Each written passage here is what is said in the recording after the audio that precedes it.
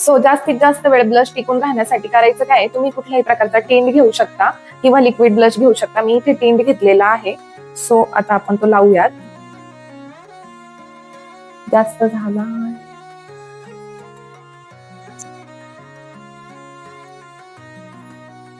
खूप जास्त झालं. जर सपोज तुमच्याकडून पण जर कधी चुकून असंच ब्लश जास्त लागलं गेलं तर डोंट वरी, पॅनिक व्हायची गरज नाहीये. आपल्याला काय करायचं, एक ब्लेंडर घ्यायचा आहे. ज्या ब्लेंडरने आपण फाउंडेशन ब्लेंड केले तोच ब्लेंडर घ्यायचा आहे आणि टॅप टॅप करायचा आहे.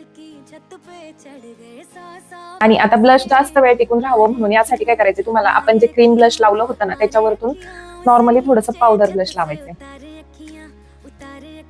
ही टेक्निक जर तुम्ही यूज केली ना, तुमचं ब्लश ऍज इट इज सकाळपासून संध्याकाळपर्यंत असं राहील.